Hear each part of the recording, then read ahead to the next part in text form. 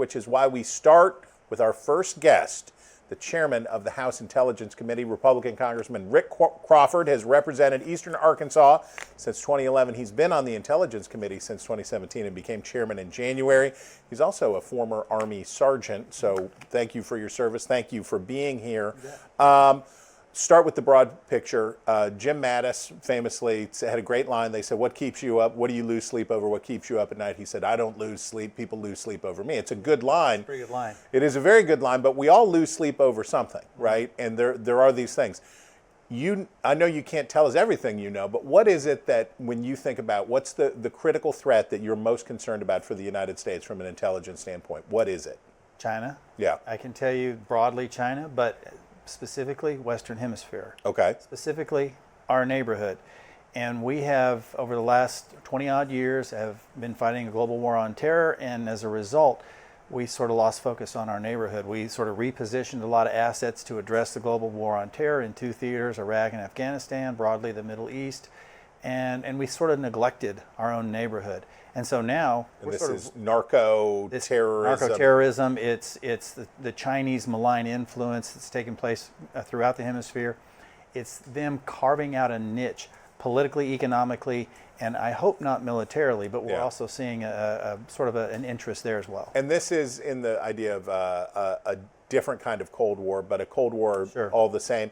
This is something the Soviets did, right, to the United States, which was, whether it's Cuba or Nicaragua or wherever, to try to unsettle things.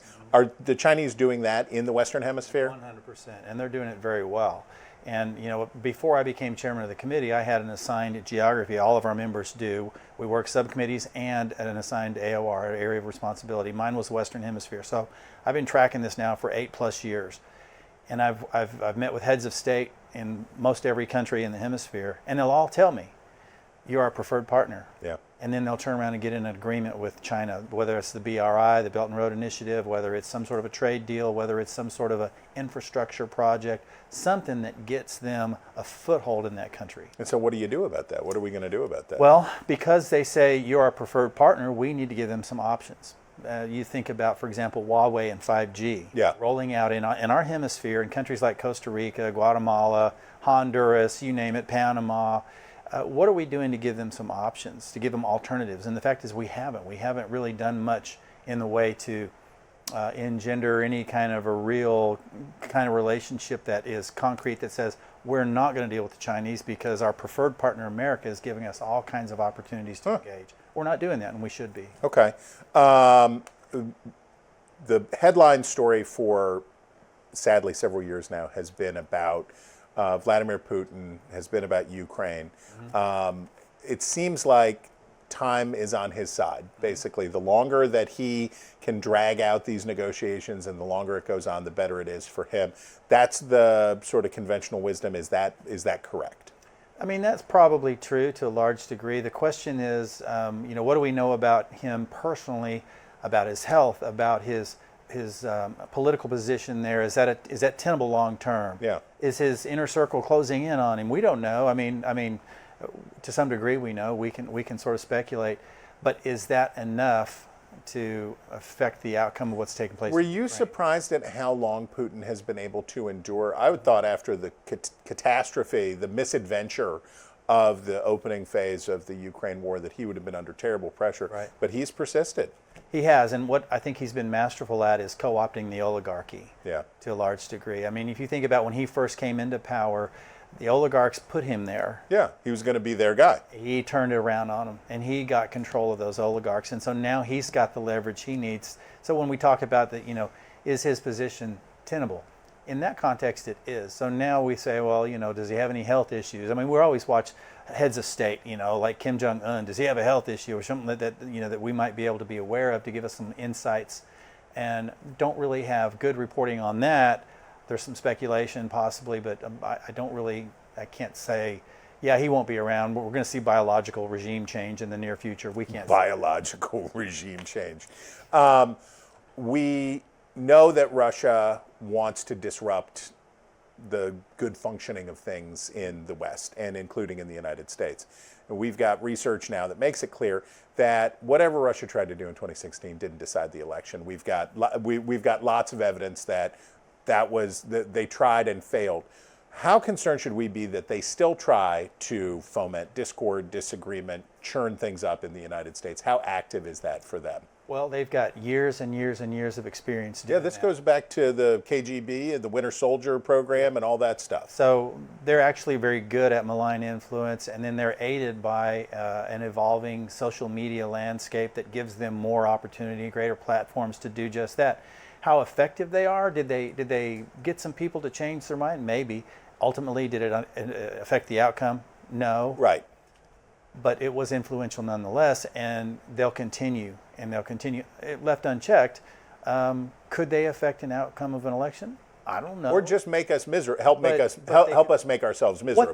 What they do is they sow discord, political discord, and we end up talking about it ad nauseum here in the Capitol because that's what they like. They like to sow discord and create strife. So it's almost like you're saying that when people are partisan jerks to each other, that they're helping the Russians. Just to some degree. Not putting words in your mouth. Just saying. Okay. Iran says that the administration, the White House says, we're closing in on a deal with Iran. Mm-hmm. Iran says that there can't be any deal. They're not going to be part of any deal that does not include the peaceful enrichment of uranium. Mm-hmm. Is there such a thing as the peaceful enrichment of uranium? It's almost a contradiction in terms. When we view Iranian intentions, and they coin this phrase, peaceful enrichment of uranium. I don't buy that, and so I think the president is right to go down the lane he's going. And number one, number two, I think it's okay. And a lot of people were a little bit skeptical of why he would engage, bilaterally with him directly. Yeah. Because what we see when we do, sort of these multilateral intermediaries, we end up with the JCPOA. Yeah. And that was not good, and all that did was allow them to further their goals as potentially a nuclear power. So, yeah, I think he's on the right track. So, but if at some date in the future the Senate is presented with some agreement that would allow Iran to enrich uranium to any degree, what would you tell your Senate counterparts? I'm not sure I have to tell them anything. They're not going there? Right. You go talk to Tom Cox. Yeah, your home state senator is not fooling with that. Right. So your reputation is that you have brought some good vibes, some good feelings back to a House Intelligence Committee that had gotten pretty raw for a while there. Senate Intelligence Committee has that reputation too. Is it true, do you think, that part of the reason that these committees work better in a more bipartisan way, it's not just that the stakes are high, but that your hearings are not on TV? Oh, I would say there's probably a lot to that. The one hearing we do every year is the global threats. Yeah. And we saw a lot of posturing in the global threats hearing. And then, okay, I know what you're going to do. That's fine. You do what you got to do to get do your thing. Right. And then we'll get back down in the skiff and we'll take care of business. And so we try not to get rattled, try not to allow that to affect the entire dynamic of the committee, because we know that that's what members of Congress do. But in the end, we're down there doing serious stuff, and we're trying not to get caught up in all that. And we thank you for your time. We thank you for your service. If you were from Pine Bluff, you would know him already, but if you don't, here he is, Congressman Rick Crawford. Mr. Chairman, we thank you.